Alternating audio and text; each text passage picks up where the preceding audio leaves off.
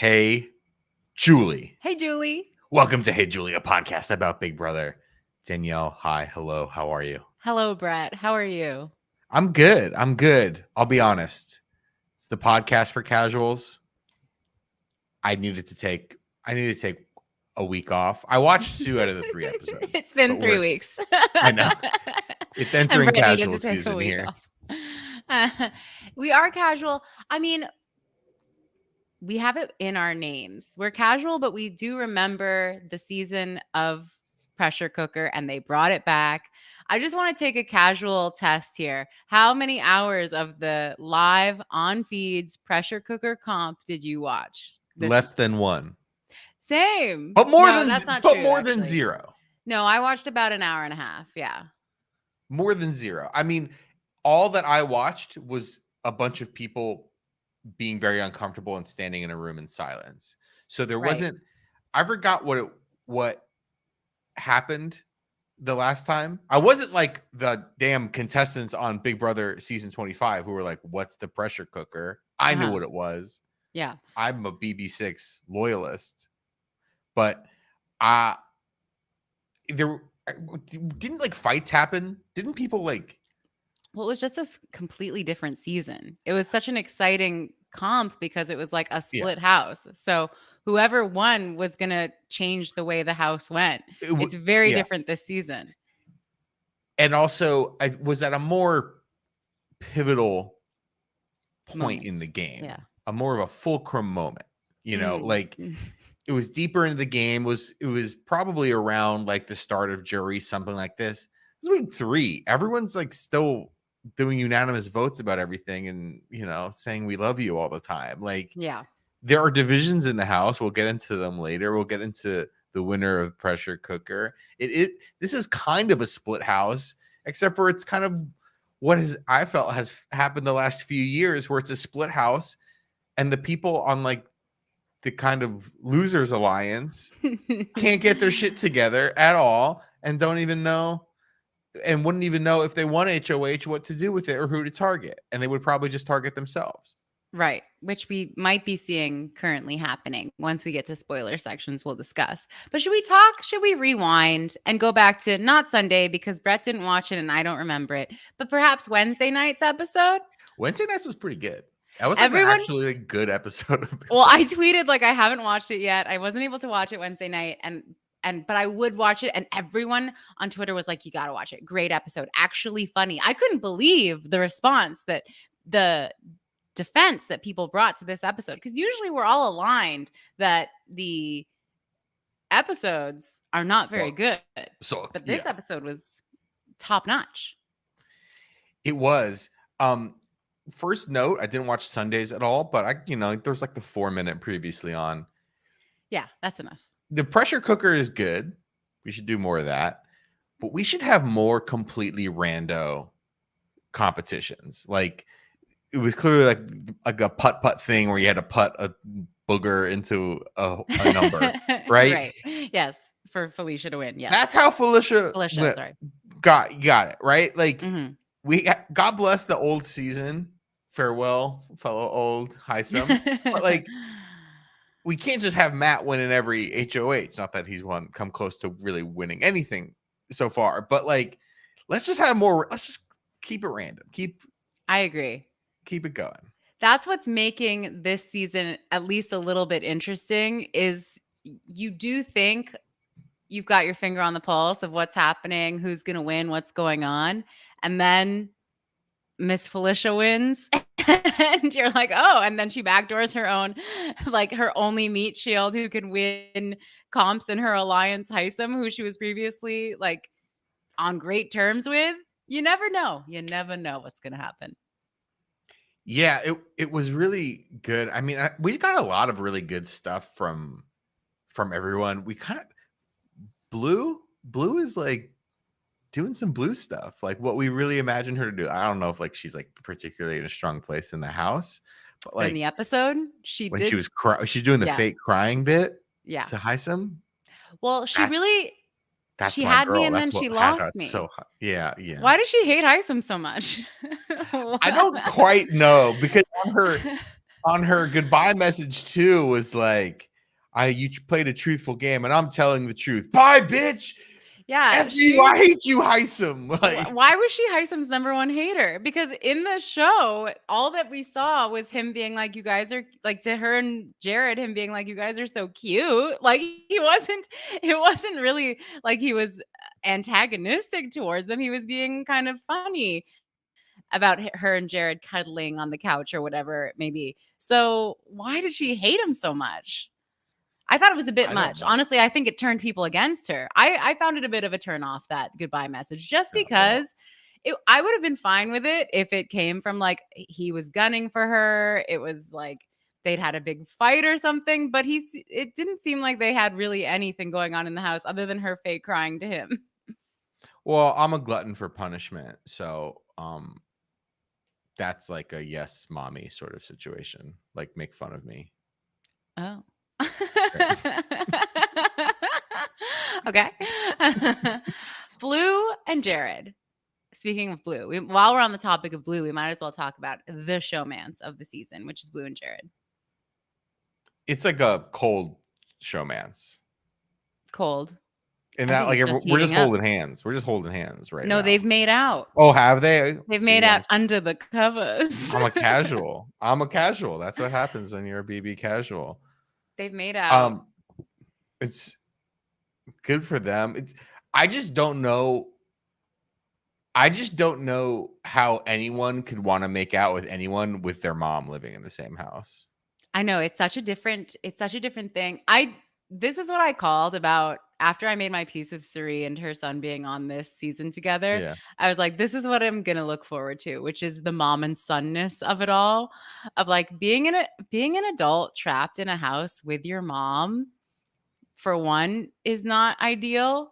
Add the fact that it's for 100 days, add the fact that it's televised, add the fact that there are sexy singles in your area also in the house, and that is a recipe for some like enjoyable drama for the rest of us, for us casual viewers. I don't want to make out with anyone with like my mom around. It's like you're back in high school. It's like you're back in high school. Your parents That's are why I asleep. abstained. I abstained. Oh, okay. I abstained from making out. Well, in that's high what some school. people had to do. Some people. I don't know. I know. I won't name names. But Are you a name?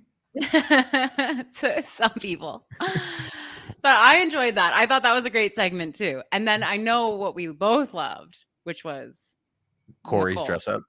Cory's dress up. Oh yeah, Cory dress up. All I thought was have- like, this is good social game. Like, I actually have quite a lot. Not a lot to say. I have a bit to say about the Cory situation. okay. One, your point exactly. Good social game.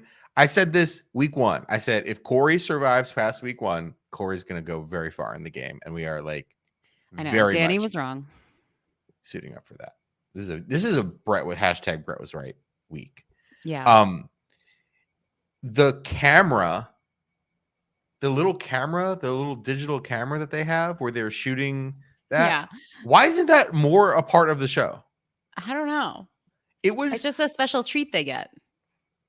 I actually found it to be quite dynamic and quite much like the competition in the haunted suburbs.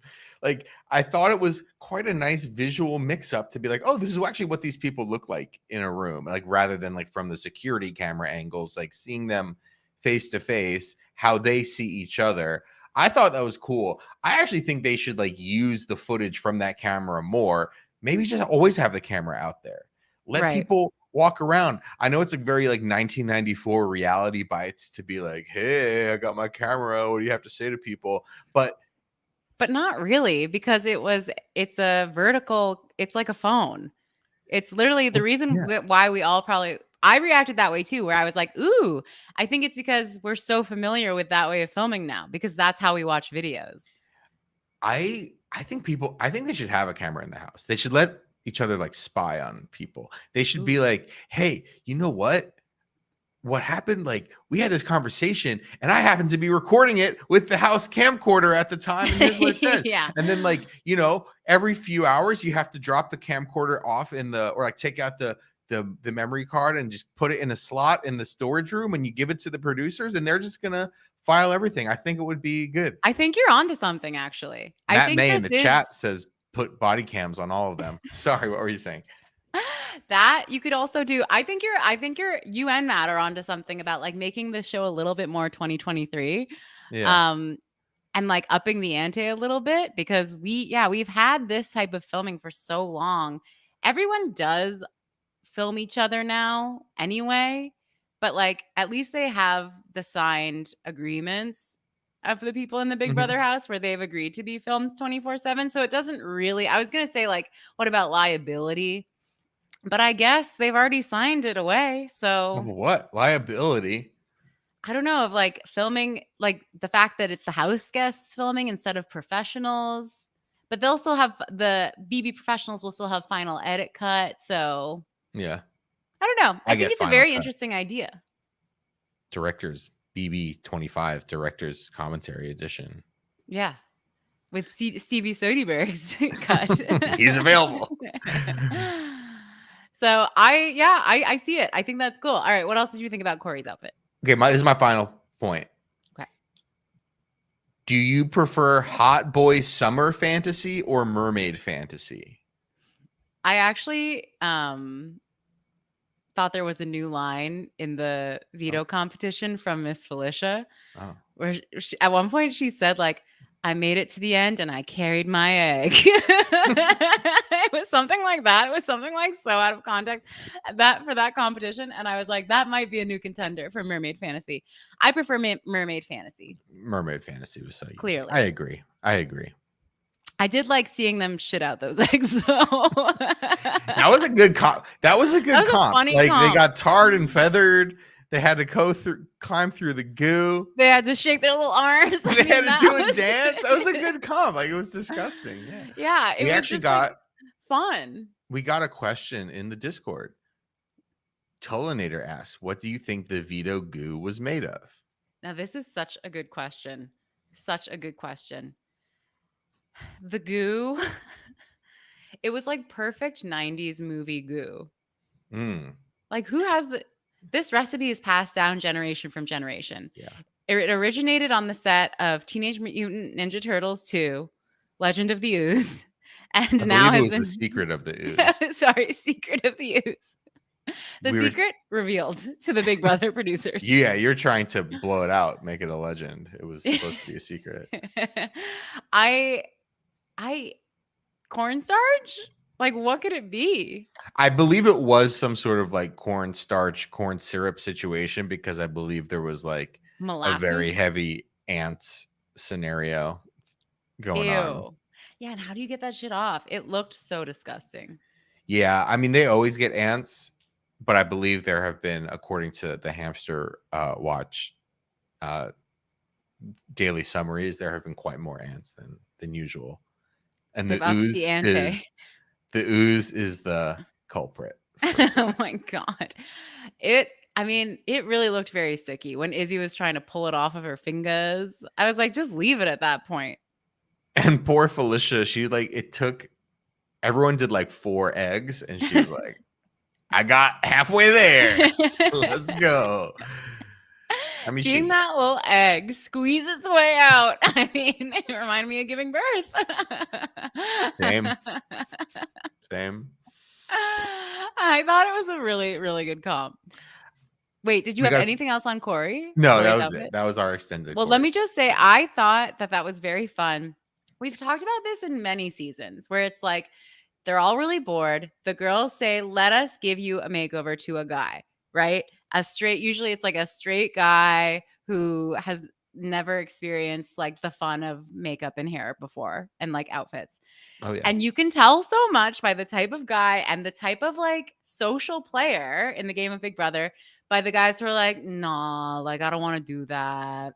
And the guys like Cory who are like, why not? Sure. Throw it on me. I'm your Barbie doll. Like it makes a huge difference of just like being fun, saying yes, being good natured. It goes such a long way. It's hot. Trust me. It Trust me. is. It's hot.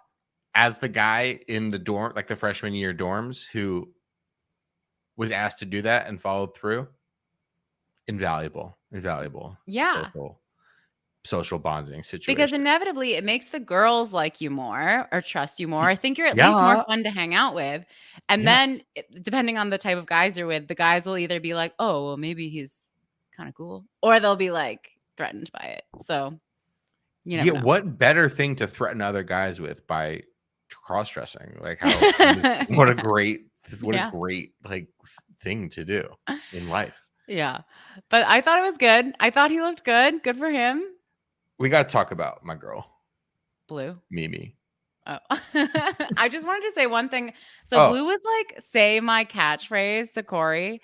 And her catchphrase is kitty, kitty, purr, boots, slay, bitches. Yes. I think Blue could do better than that. I'm just going to put it out there. I think we could come up with a better catchphrase. What's boots? I don't know what boots is. Boots? Is it like shoes? Boots? Boots with the fur. Oh, okay. Yeah, boots with the fur. Kinky boots.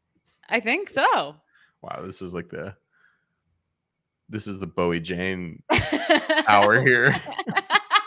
What are words? I don't know. Are we too old? Oh, I thought you meant, yeah, we're actually, hello, fellow kids. Yes, we're definitely 35. We know what boots is.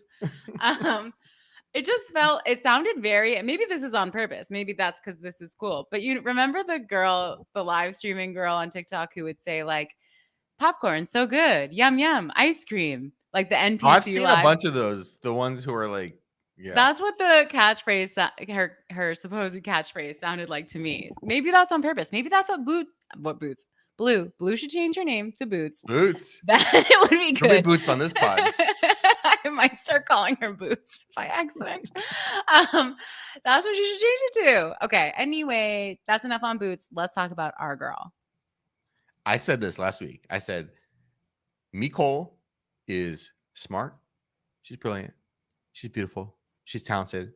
And she has a husband at home who she just got married to. She has a high-powered job in Washington, D.C. Why is she here?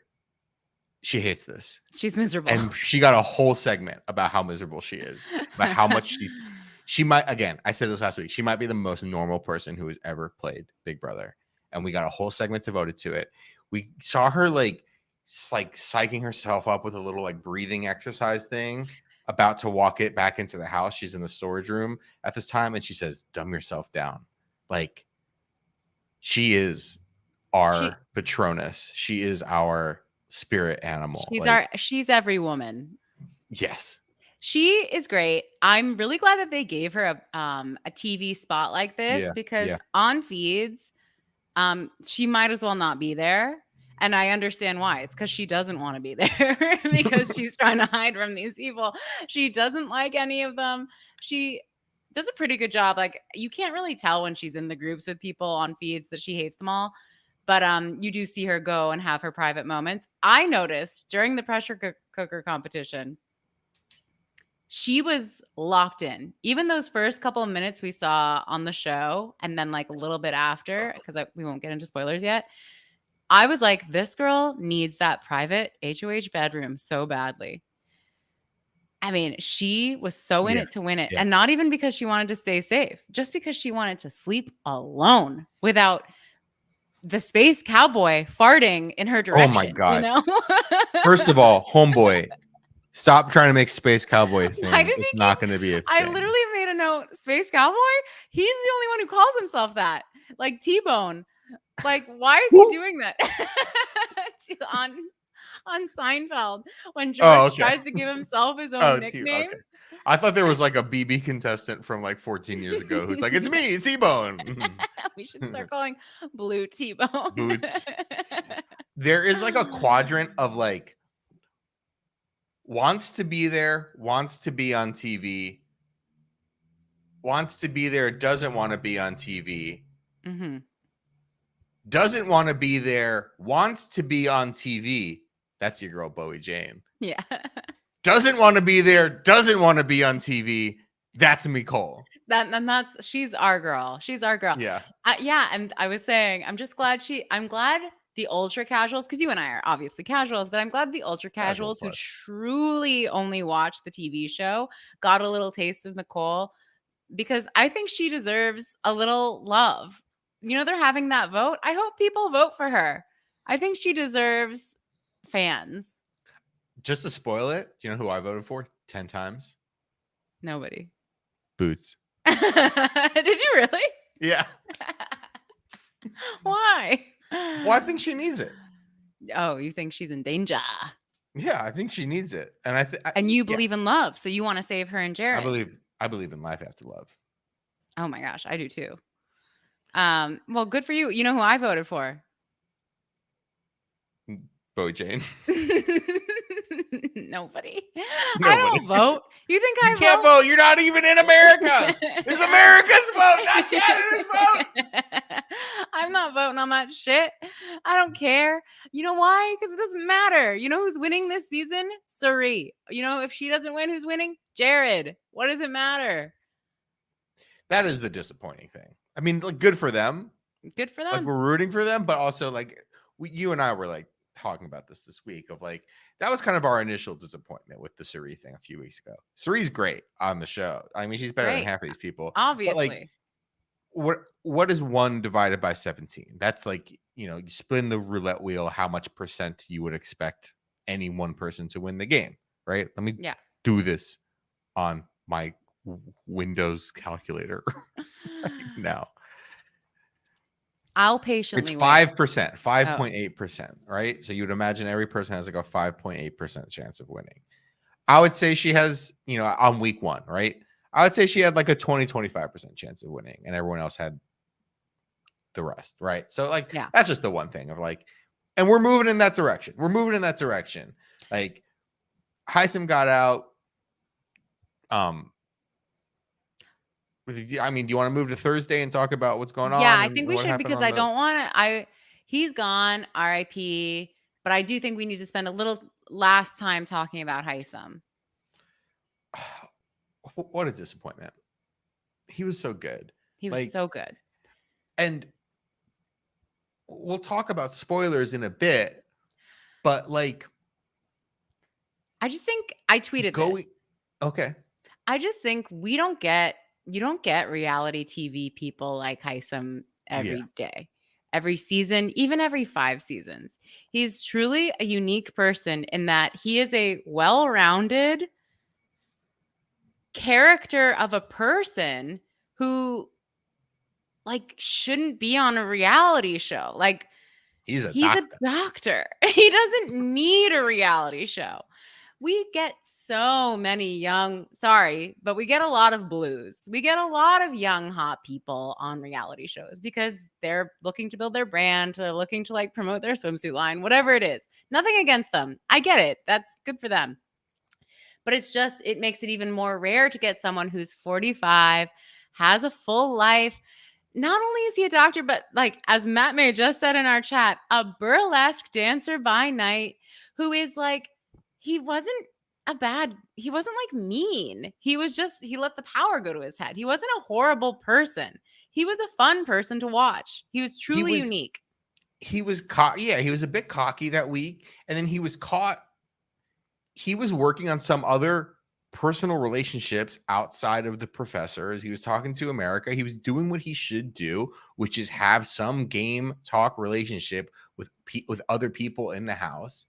And that was partially spun against him. It wasn't anything more or less than what anyone else really does as HOH. Exactly. We have had the season of HOH-itis. Like, you go in that room, there ain't no vax for the HOH-itis that you get in that room. Yeah. Even Felicia had it. Felicia, who 2 weeks ago, Cam was like, oh, I bet she's related to Denzel Washington, which was like one of the stupidest things I've ever heard in my life. She became a Denzel Washington character. She was the American gangster all week. Like, what an amazing HOH. She was like bossing people around, and just like the way she like we've never seen like a woman have like swing You know what? around with so much power. It was like so fun watching her talk to people and like Oh my command that room all week. It I was saw this. cool. I saw this still of Cameron, she and Cameron in the HOH room, like cuddled together, Mhm. cuddled up together, so close together on the HOH couch. And I was like, this kind of reminds me of of what's that movie? Triangle of Sadness. Oh, Where oh, like the yeah, person who's usually never in power on this show, the older woman, the older black woman, which I don't think even ever have had on this show, yeah. suddenly is the HOH, and suddenly all the young guys who usually the young bros who are usually like, oh, she's never gonna win a comp, I don't need to worry about her, are coming sucking up to her, having to kiss her feet. It was so great to see. Last 45 minutes of Triangle of Sadness. That's a strong wreck. It's a good movie. We talked about it. Yes, we did. Well, for many of our listeners, they never heard it because Okay, I they need to live shout in. out this comment in the chat from Silent Giant. I saw on feeds, Hisam said he wanted to wear the same thing that he came into the house wearing because he didn't want to ruin any more of his clothes with negative memories. Wow, love it. Also, when Hisam was evicted, he started laughing maniacally when he was interviewed by Julie. It was like such a switch. The whole episode, he was like sad Yeah. sack, like depresso-rama. I really felt bad for him. I mean, it would have worked on me. If it was just an act, I would have Oh been like, no, you I know what? yeah. We should keep him. But also too, like, who's Cam working with? Not y'all. And Red, who is like complete floater extraordinaire But also, right now. Like, Cam's just like kind of annoying. Hisam isn't that annoying. He's kind of fun. He was doing burlesque dances for them. I mean, like, spoiler section, but like, you don't know that the pressure cooker is coming up. You don't know what HOH is coming up. But, I mean, in a way, I have so much more to say. I need to talk about who won the fucking pressure cooker because I'm dying. But like, you're voting out your own number earlier in the game. Like, as fun as this week was, and as much as like seeing the whiplash of the HOH-itis on Hisam was, I mean, he's yeah, to your point, he's great television. Very sad to see him go. Bring him back for BB26, all Hisam season. Like, Yes. this might be like a kind of we might look back on this as being like kind of an odd move for the Yeah. Felicia gang because it's like, okay, so we spun the roulette wheel, like a true roulette wheel sort of HOH competition. Felicia, of all people, won HOH. She got it, and she takes a shot within her own alliance at someone who is admittedly a very good competitor and someone that they would be a very early target once we got deeper into the game and say the handful side has been kind of mostly or completely eradicated. This is going to kind of come back as like a pivotal turning point moment in the show, and maybe something that Felicia and squad regret. Maybe. I just loved his interview with Julie. Like, he went from being so sad. I liked that he had a parting shot to Cam where he was like, Yeah. I'll help you. I'll work with you. Cameron, who knows? And then he left on a good note. I thought he was a gracious loser. Very gracious. Absolutely. And do you know what I was living for? What?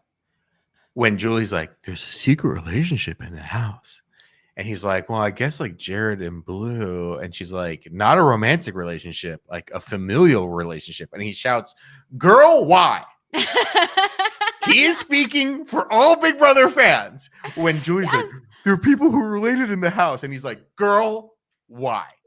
That's how I feel. I agree. And I loved his reaction because he's like, he's out of the house, right? So what's it to him now? Yeah. She's like, what do you think about that? He was like, great. I hope they win. Like, who cares? Well, I'm out. Like, who cares? Fuck them. Fuck you. Yeah. I'm not going on Big Brother again. Yeah, he was so good. And then when she was like, do you want to see your goodbye messages? And he was like, no. I don't. Like, you just don't get someone like him. We should cherish every second we had Yeah. with Hisam. It's He's a it's real unfortunate. person. He's a real, well-rounded person. And those types of people don't go on Big Brother. It's so funny too, like when we get the finale episode. This always happens for me when we watch the finale episode of Big Brother or Survivor or whatever it is. This like the cast of the show is really about the kind of the people who make it to jury because you just spend so Right. much time with them. And then they're like, oh, well, here's the jury, and here's the 5 people from pre-jury. And you're like, Who? Yeah. Frenchie? What? And like they don't even ask Frenchie a question or anything. Yeah. Yeah. It's just sad that Hisam's gonna be in that group. I know. I was They're gonna hoping be like, there'd be a "Who?" twist, honestly. Yeah. I usually when someone's going home and it's so obvious they're going home, even though they did the thing where they're like, "Oh, maybe it's a flip." I've made my peace with it by the time they're voted out because I'm just like, well, they're gone. Who cares? But he fought to the very end, and he was just such a special person that Yeah. I really grieve. I grieve the loss of Hisam. I think people might regret it if, like, you know, you're an Izzy or you're a Felicia or whatever. Maybe. Uh, Should we get into spoilers? yeah. So a few things, and we can mix spoilers. So the pressure comp happens. The return of Kaser. How do we feel about that? I was like, he didn't win this. So He didn't win that. He didn't win a season. He didn't make it into jury of any season he's been on. I love Kaser. He's the most famous loser. He is the most famous guy who's like done nothing on Big Brother ever. Like maybe that's what Hisam could be in the future. Yeah, maybe, yeah. Because I listen, I'll take any opportunity to look at Kaser. He's a beautiful man. He's a great guy. But yeah, I need to read this. I need to read this comment from Matt May. We need to talk about, because I was about to bring it up. Thank you, Matt May. We need to talk about Kaser and how he visibly couldn't wait to be done with introducing the pressure cooker and get out of there. Like, was it one take? Was that somehow the best take? So I don't know if you noticed this as well. He's reading the thing like, and be afraid because it's scary time and the whatever. Right. And he's like, and get ready because the competition's about to start. Sorry, you have to be watching this on YouTube right now. And he kind of looks away like towards someone. Like, you done? Like you just see it all in his eyes. Like they don't cut the video. He like looks away like at someone. Like, we good? I saw that someone tweet like maybe he was looking at the Demogorgon. Yeah. Yeah, the fucking guy in stilts. They paid $100 to walk around. That scab. They had Kaser scab come do that. Oh yeah, yeah. Joseph. That was so funny to me because I know I was like, and I also at one point saw. So I watched I think I watched an hour and a half because I saw it when Sari and Jared dropped because they dropped pretty close together. I was like, these people are not going to last 3 hours. So let me watch the first half. So I watched an hour and a half. And in it, they were talking about the pressure cooker comp. And they were like, because they were asking Cory and America, who are the only two people who've ever actually watched Big Brother in this show. They're like, so who won? And they're like, Kaser won. I was like screaming at my computer. I was like, no, he didn't. I'm a casual. I know. Kaser hasn't won anything other than Employee of the Month at his software firm. And they were like, they were giving all these, they got all this stuff confused. They were like, yeah, he won after he shaved his head. And I was like, that is not the same thing. It was on 9/11. Like, it was very frustrating. I thought part of it was gamesmanship from my girl America, because Julie's like, get ready, or Kaser's like, get ready. It's the pressure cooker comp. And then everyone's like, what's the pressure cooker? Which was just so amazing. And they go, America, tell us, you're the only fan here. And she goes, I think they released mosquitoes in there. Which I'm just going to believe for my own bit of thinking that America is a secret genius. I think that was her trying to get into the heads of her. She was talking to Suri at the moment because Suri was like, "What the hell is this?" She's like, "I Right. think they released mosquitoes." Oh, Suri was like, "Oh, it's gonna be scary, so they're gonna put bugs on in there." This is all Right. what happened on the live show. She goes, "Oh, they're gonna put bugs in there," and America goes, "Oh, I think they released mosquitoes last time." Which, why? No, why would they release mosquitoes on people? Like that's actual. Like people are gonna get West Nile virus. Yeah, exactly. That's taking too many pages out of Survivor's book. And they did have snakes in this one, but they were like in a box 20 feet away from everybody. I felt bad for the snakes. I thought, yeah, snakes got these motherfucking snakes. Does PETA know that they were using these snakes? PETA disagrees with everything. Okay. PETA doesn't believe that people should have pets. Like PETA is completely bonkers. Well, whatever the next level is, that but Yeah. below PETA. Like the National Humane Society. Whatever. Yeah. So I turned it on and Suri and Jared were out already, but they couldn't go anywhere because the third person hadn't dropped yet. And right. Everyone was kind of there. And they're all giving false information about the first pressure cooker comp saying KSR won. And like and then I woke up at 6:30 this morning and there were still 6 people left. Oh my gosh. I couldn't believe it. I tweeted this, but like I was watching till around 11:30 and I was like, that is so late. I have to go to bed. I dozed off. Picture me in a beautiful king-sized bed, a light duvet, 4 humongous pillows, a sleep mask, my sound machine on. I had a gorgeous 8 hours of sleep. I woke up refreshed. I said, let me look and see who won. They were still standing there. I'm honestly really impressed by everyone. I don't even I'm not a big fan of Cameron or Red, but like, I'm very impressed by them. I'm super impressed by Red. Didn't last that long. Red wasn't there in the morning when I turned it on at someone else. I mean, you might have obviously beat me. You were in the East Coast, but when I turned it on at 6:30 Pacific time, Red was gone. I'm impressed by anyone. Bowie Jane lasted for like 9 hours, didn't she? I have no idea. I mean, they all lasted much longer. I was so certain that they were all going to stop at 3 hours, especially because Jared and Suri, how are these people looking at Jared and Suri dropping first within the first hour? Yeah. What is it? 2 hours, I guess? And just being cool with it and aren't considering, like, I just have to stand here for 12 hours. Maybe they know something I don't know. Yeah, that would be pretty, like, I'm interested to see the fallout from that. Like, they just seem like Teflon right now, where it's like, they are. No one's gonna, why are these two so fucking comfortable with just but there's not zonking out of that comp? There's not going to be any fallout. No, there's not. So who won? Cameron won. Which actually we were talking is like kind of like a fun-ish scenario. Yeah, no, I'm okay with it.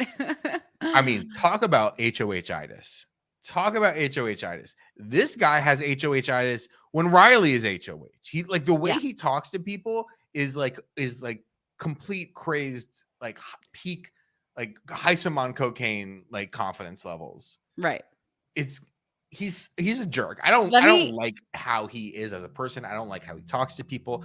I don't like his sense of humor. This guy, everything about this guy rubs me the wrong way, and I cannot wait for his HOH reign. I'm for next week when he's not HOH. Before there's another moment I need to discuss from the pressure cooker that I saw last night that I thought was so funny. So what they did on feeds is they had 2 cameras on the pressure cooker and then 2 cameras on Felicia alone in the house. She's just sitting there on the couch eating bonbons. Well, she would like occasionally like get up. She'd like clean the kitchen. She'd get a snack. She'd like just walk around. Like it was very funny. It was actually very spooky. I was like, they should let the Demogorgon out in the house with Felicia while she's there. That would be scary verse. No one would believe her. Yeah, I thought that would be so fun. But anyway, so it was a very funny setup for the cameras anyway. But so within the first hour, they're already, again, this is why I thought they'd be all done by the time I woke up. They were already like getting bored, getting antsy. It was awkward. They were standing there in silence. And it's dead silence for maybe a couple minutes when Cameron goes, well, I could tell a story. I'm sorry, I'm out. And so he started telling this story. And I mean, Cameron is not a gifted storyteller. Maybe if you were really desperate, it would have been interesting. But he was talking about like the mountains and like his view from the mountains and seeing the stars. And he was like, I don't know if you've ever seen stars at night, but they're actually very bright. Like he was, like going into unnecessary. Usual, like, yeah, this man is so unbelievably confident that like he is interesting and. But what was so funny is as he's going on this story, the producers were like, we can't listen to this. Put all 4 cameras on Felicia alone in the house. so then it literally went to Felicia for like 20 minutes. And what it felt like is they finally went back. Because I was like, I actually do want to see the comm in case anyone falls out. They finally went back and he was like wrapping up the story. I think they were like doing us a favor. And that's how I met a horse. That's how I met your mother. It was great. It was great. There were a couple funny moments. There was a weird, I think Jared and America aren't on the best of terms, shall we say. And we have to talk about America. That was what I made a mental note of when you brought her up. She made it to final America. 2. She was the second to last. The final 3 were Cam, Mimi, and America. I really like her. I think she's just like cute as a button and she is a fan. And the problem is, I think she wants to play. She's not like some of the other young cast members they get who like don't know. Like Jag doesn't know what he's doing. Matt doesn't know what he's doing. Blue doesn't know what she's doing. America knows what she needs to do, but is in a really tricky spot where she just wasn't involved in a lot of the alliances. The first alliances that proved to like need to exist to inform these later alliances. Yeah. She's routinely been like the lowest totem pole member. Yeah, she's just kind of on the outs. She goes, yeah. But she's starting to form a relationship with Cory. It is a little romantic, which I find like I don't really get, but whatever. What are you gonna do, Space Cowboy? What are you gonna do, Space Cowboy instead? Times are tough. Once there was a time that I was walking down the creek and yeah, exactly. Times are tough in the Big Brother house. I get that.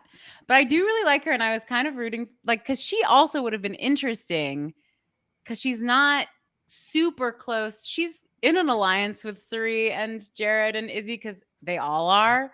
Yeah. But she's really on the outs. So I was interested in seeing what she did. I'm interested in her path. I think she could hopefully be an interesting, not just go with the flow player. That's what I'm hoping, but we'll see. Yeah, I mean, yeah, there's like this double Dutch jumping rope thing happening, and she's just like trying to jump in, and she's not finding the right opportunity. And okay, Silent Giant says that America said that Cameron flirted with her to Cory. That's a comment in the chat. I know that Cameron is trying to flirt with America because I see it. He's trying to flirt with all the hottie girls. Yeah. He's a weird middle-aged man. Yeah. He's like very single. It's like there's only so much America can do. She just sort of has to be like, aha, okay, hug, bye. Like, I don't think she's into Cameron at all. Yeah, I mean, I don't think many people are into Cameron. Cameron's first wife was not into Cameron. So what's kind of happening? We haven't had the nominations yet, but I think they happened. I think they they're back. The feeds are back now as we record this. Oh yeah, actually, yeah. Feeds. Okay, so this is what happened. Feeds have just returned as of a couple minutes ago, and Blue and Jag have been nominated. So what was going on today after the pressure cooker from my sense of feeds? Last week we had Felicia take a shot inside of her own alliance. And I thought it could have been pretty damaging for her and her alliance if someone like Cam were to win. And he does. And you're like, uh-oh, this is going to be a bad week if you're Suri, if you're Izzy, if you're Jared, something like that side of the house. Though Jared isn't like he's ostensibly not on that side of the house, even though he is. So what do we have instead? The damn thing that happens every fucking season of Survivor is there is a strong alliance with people who know what's going on in the house. And then there's another alliance. This is like Fute all over again, where Fessy like nominates his own people. Yes. Yeah. This is Fute all over again, but with stupid space cowboy logic of he's going to go after Blue and Jag, and I think maybe Matt is a renom, maybe is like he doesn't know what's going on in the house. And this goes back to, I believe it was Wednesday's episode, where Cameron and Red are talking as they do, and Hisam is leaving the game. They know this, and they're like, and Cameron's like, well, maybe I can just take Hisam's spot in the professor's. That's not how it works. It's not like there's a spot. It's not like 5 people. Sorry, there's a fire truck driving by my house right now. I apologize. It's not like, oh, we need 5 people to play this game of basketball or 9 people to play this game of baseball, and someone dropped out. We need a new member. Right. They didn't come to you in the beginning, and there's a so reason. they don't want you in the group. Yeah. At all. Just because someone left their alliance doesn't mean they're like, oh, well, we have an open member. We needed someone to drum in this band. We lost our drummer. They don't like you. So here we are again.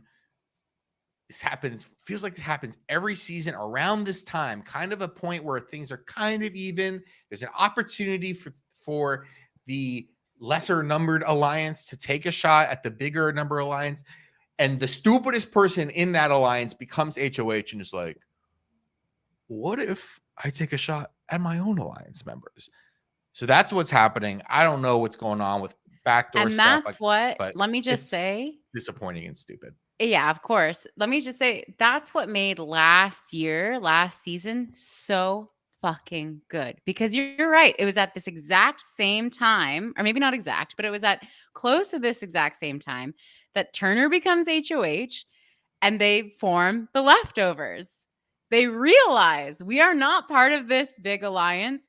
They're going to steamroll. Let's put up a Mira.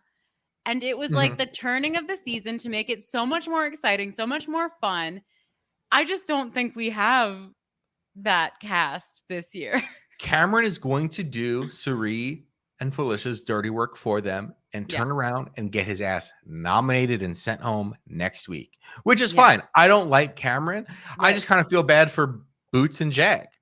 I mean, here's what I'm watching for at this point, because I don't see how Suri, and Jared don't make it to Final 4.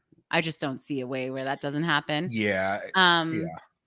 What I'm looking for is like their secret to be exposed. When Izzy and Jared are having some tiffs, they are kind of like, they get along for the most part, but there are some cracks in the foundation there. And so it'll be really fun to see how Suri manages like Izzy, who's her probably number 1 ally in the house, and her son, who is also her number 1 ally, and how they don't like each other, or they have little fights. And as much as Izzy like is a goofball and she's like doing crazy stuff and she's making facial expressions and going and talking game with everybody, she's loyal and she's like a good gamer. Yeah. Jared's a complete like loose cannon. Like Jared's a really interesting player. He seems to get along with most people. Yeah. Getting along with Boots pretty well. He is like hinted to Boots pretty hard that he has this like secret that is very much I need that. I need something in the game. Yes, please and come I think, out. Was it Riley or Kirsten's goodbye thing with Julie where Jared said something about like he said something off the cuff that kind of tied. I believe it might have been Kirsten's exit interview where Julie told her and Kirsten is like, oh yeah, that's interesting because Jared just said like 2 hours ago in the bathroom that he lived in this place that we know Suri lived in. It was something like that. And I think there was another thing too where Jared said, oh, some people back home call me like Juicy J or like some sort of nickname. I'm making it up. Yeah. And they're like, oh, interesting. Like he kind of said it off the cuff and not many people heard it. And it's like, oh, interesting, because it doesn't Suri have a son named Juicy J or something like that. So like, because Suri, I believe, is being honest about how many children she has, but I think she's like obscuring the name of one of her children, obviously. Because Right. people just sit around and like get to know each other's family and significant others and friends and stuff, the names of them. So this has to come out. This has to come out. It has to. It has to. Big Brother, please. Like, if it's not coming out, you got to make a competition. We need drama of that. We need drama of like, we need drama of Jared and Blue, the showmance. And like Suri either trying to break them up or Jared deciding like he can't be with her because his mom's in the house. Whatever drama that showmance brings, I'm down with. That's kind of, I mean, this season really revolves around Suri and Jared. Like, this is their season. So any and all drama around them. Yeah, Silent Giant, who's a new listener, I see, is saying Suri says her son's name is Jamie. That's like the son that she's got it. That's Jared, but she's calling him Jamie to other people. Okay. Great to have people who aren't casuals like us yeah. in the chat. I need to read an email. Is that all right? Please do. Emails from Colin. First off, thank you for reading my email. Hello, Dani and Brett. First off, thank you for reading my email on the podcast. Second off, Dani shouted out everyone and thanked them for submitting questions except for me, the sole person to send in emails by the end of the podcast. It's okay. I still love you. Thank you. Third I love you too. I was dared and challenged to ask a harder question because he was that person who asked the Marry, fuck, kill. FMK. Yeah, I remember. A very easy one. I don't remember. Here we go. This is a great question. Okay. You both are in the pressure cooker competition. Brett, last week, there were whispers that you were the next target. This HOH is crucial for your game.